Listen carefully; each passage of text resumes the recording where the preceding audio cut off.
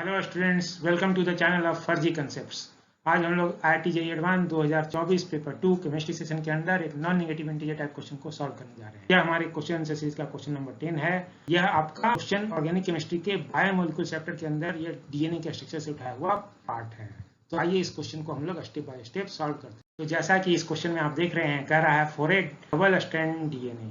तो DNA में क्या होता है, हमेशा ही डबल स्ट्रैंड होता है। One strand is given below, उसका एक स्ट्रैंड जो 5' से 3' एंड तक दिया हुआ है, और ये सारे जो आपके न्यूक्लिक बेसिस हैं वो सारे आपको यहाँ पर लिखे हुए हैं। तो DNA में 4 तरह के न्यूक्लिक बेसिस होते हैं। क्या होते हैं? A, T, G और C। इसमें U नहीं होता है, इसमें U नहीं होता है, ठीक है। तो यही 4 तरह के न्यूक्लिक बेसिस हैं। तो हमसे पूछा क्या गया है कि the amount of energy required to split the double strand DNA into 2 single strands. तो ये जो इसका इस सिंगल स्ट्रैंड से लेकर को यूज करके अगर आप डबल स्ट्रैंड बनाएंगे तो उस डबल स्ट्रैंड को स्प्लिट करने के लिए, स्प्लिट करना है आपको 2 सिंगल स्ट्रैंड में स्प्लिट करने के लिए आपको कितना एनर्जी सप्लाई करना पड़ेगा, ये वैल्यू आपको इंटीजर टाइप में यहाँ पर फिल करना है। तो इस क्वेश्चन को सॉल्व करने के लिए हमें ये डाटा क्या क्या दिया हुआ है, यहाँ पर जो आपको डाटा दिया हुआ है वो क्या है, इसमें हाइड्रोजन बॉन्ड होता है। तो इसमें average hydrogen bond for 80 base pair ये 1 किलो कैलोरी, उसी तरह GC बेस पेयर का और AU बेस पेयर का। लेकिन AU बेस पेयर तो DNA में होता नहीं है, तो इसका हम लोग यूज नहीं करेंगे, ठीक है, क्योंकि U जो है यूरासिल बेस यहाँ पर DNA में नहीं होता है, इसकी जगह पर थायमिन होता है, ठीक है। तो आइए इस क्वेश्चन में अगर हम लोग देखें तो ये हमारा क्या होता है, अगर NCERT का बायोमोलिक्यूल चैप्टर देखें तो ये जो आपका जो लीनियर आपको स्टेट ऐसा चेन दिख रहा है ना, तो ये चेन कुछ नहीं है, ये क्या है, शुगर फॉस्फेट ऐसे ये लीनियर चेन बनाते हैं। और बेस क्या है, ये अपेंडेजेस के टाइप से ये साइड में हैंगिंग होता है। तो यहाँ पर जो बेस है ना आपका ATGC, ये साइड में हैंगिंग है, ठीक है। और ये क्या करते हैं, वैसे 2 स्ट्रैंड, तो एक स्ट्रैंड मान लीजिए ये 5' से 3' तक है। तो एक स्टैंड अगर ये 5' से 3' का ये एक सिंगल स्टैंड है, तो ये स्टैंड क्या करेगा ना, दूसरा 3' से 5' का एक स्टैंड बनेगा, और उसके साथ ये क्या करेगा कि ये हाइड्रोजन बॉन्डिंग के कारण ये क्या करता है, डबल हेलिकल स्ट्रक्चर बनाता है। तो इस स्ट्रक्चर को अगर आप देखें तो यहाँ पर आप देखेंगे कि यहाँ पर 2 तरह के जो आपका थायमिन होता है और एडेनिन होता है। तो A और T के बीच क्या होता है, 2 हाइड्रोजन बॉन्ड बनते हैं।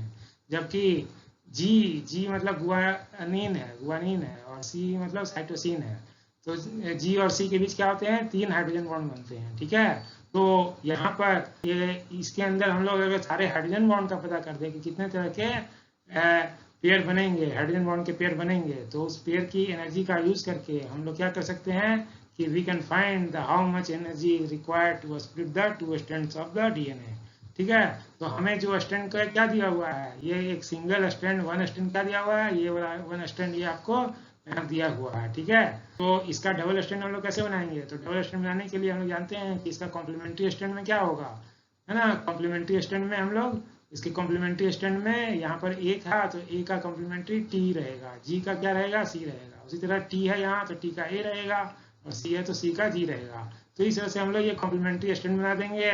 और कॉम्प्लीमेंट्री स्ट्रैंड में जो हम लोग नंबरिंग करते हैं, तो ये अगर आपका ये एंड अगर 5' था तो दूसरा कॉम्प्लीमेंट्री क्या होगा, 3' होगा। तो 5' का कॉम्प्लीमेंट्री ये 3' है ना। तो ये कॉम्प्लीमेंट्री स्ट्रैंड हम लोगों ने बनाया है। और हमें पता है कि A और T के बीच का हाइड्रोजन बॉन्ड कितना होता है, ये इसमें 2 हाइड्रोजन बॉन्ड बनते हैं। A और T के बीच 2 हाइड्रोजन बनते हैं, जबकि G और C के बीच 3 हाइड्रोजन बॉन्ड बनते हैं, ठीक है। तो यहाँ पर इस तरह से ये अगर आप इसे देखें तो इसमें टोटल कितने हैं, ये 13 न्यूक्लियस बेसिस यहाँ पर दिए हुए हैं, 13 न्यूक्लियस बेसिस दिए हुए हैं। तो यहाँ पर के सारे हाइड्रोजन बॉन्ड को हम लोग आइडेंटिफाई करना चाहते हैं, ठीक है। तो यहाँ पर अगर आप देखेंगे तो यहाँ पर A और T का कितना पेयर है, A और T के पेयर को अगर मैं काउंट करना चाहूँ तो A और T के कितने पेयर हैं, A और T के पेयर जो है आपके टोटल 7 पेयर्स हैं, ठीक है। तो यहाँ पर अगर आप देखिए तो 7 पेयर्स होंगे। A और T के कितने पेयर हैं, total 7 AT pair base pair हैं, ठीक है।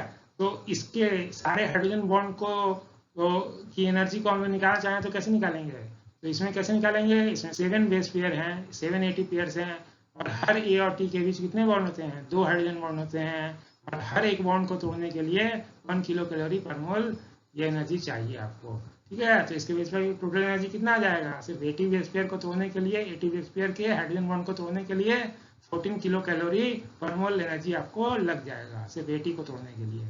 ठीक है। और इसी तरह यहाँ तो जीसी भी है ना, तो जीसी भी है, तो जीसी का नंबर कितना होगा, टोटल 13 थे, 13 में से 7 तो ये हो गया, तो ऑटोमेटिक 6 क्या होंगे, 6 आपके क्या बनेंगे, ये total hydrogen bond energy of 6 GC base pair को अगर हम निकालना चाहेंगे तो इसको कैसे निकालेंगे, यहाँ पर आपके 6 जीसी बेस पेयर हैं और हर बेस पेयर के अंदर 3 हाइड्रोजन बॉन्ड है और उसकी बॉन्ड एनर्जी कितनी है, एक हाइड्रोजन बॉन्ड की बॉन्ड एनर्जी 1.5 किलो कैलोरी पर मोल है। तो इसके बेसिस पर ये मल्टीप्लाई करें तो ये वैल्यू कितना आ जाएगा, ये 27 किलो कैलोरी पर मोल आ जाएगा। ठीक है। तो यही आपके सारे बेस पेयर की टोटल एनर्जी है। तो अगर आप सारे हाइड्रोजन बॉन्ड को एक साथ अगर तोड़ना चाहेंगे तो उसके लिए आपको इन दोनों का सम कितना होगा, 14 + 27 मतलब 41 किलो कैलोरी एनर्जी आपको देना पड़ेगा। ठीक है। तो यही अमाउंट ऑफ एनर्जी है, amount of energy required to split the double strand into 2 single strand कितना लगेगा आपको, 41 किलो कैलोरी। तो 41 ही आपका इंटीजर आंसर है।